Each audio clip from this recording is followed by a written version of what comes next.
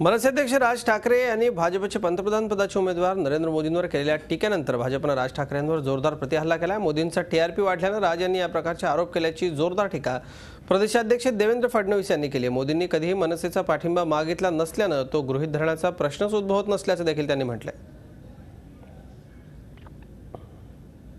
पहिली गोष्ट अशी आहे की मोदींची प्रतिभा ही इतकी झपाट्याने वाढली की त्याच्यामुळे अनेक नेत्यांच्या प्रतिमा या झाकाळल्या गेल्या आणि त्यामुळे त्यांच्यामध्ये एक वैफल्य आहे आणि त्यातनं अनेक लोक मोदींवर टीका करतात। मोदींनी मुख्यमंत्रीपद सोडावं की राहावं याकरता मोदींना कोणाची सल्ल्याची आवश्यकता नाही। नरेंद्र मोदींनी सरदार पटेलांच्या पुतळ्याकरता एवढं मोठी एक कॅम्पेन उभी केली। महाराष्ट्रातले नेते छत्रपती शिवाजी महाराजांच्या पुतळ्याकरता का नाही उभी करत? का दुसऱ्याकडे आपण टीका करतो? राजकारणामध्ये कोणी कोणाला समर्थन द्यायचं हा त्याचा निर्णय असतो।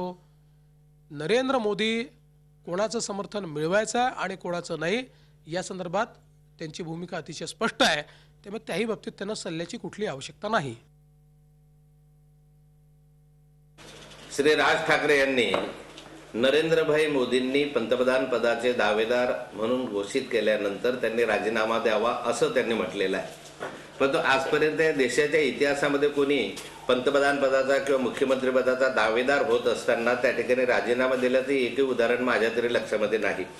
शेवटी खासदार झाल्यानंतर राजीनामा द्यावाच लागणार आहे आणि त्यामुळे त्याची चिंता करण्याची गरज नाही आहे, ते होणार आहे। या देशामध्ये या राज्यामध्ये आल्यानंतर या ठिकाणी छत्रपती शिवाजी महाराजांचं किंवा या ठिकाणी वल्लभभाई पटेलांचं तुम्ही गोडवे करतात असा त्यांचा आक्षेप आहे। तर वल्लभभाई पटेल हे काही एका राज्याचे प्रमुख नव्हते, ते या देशाचे नेते आहेत। झी 24 तास एक पाऊल पुढे।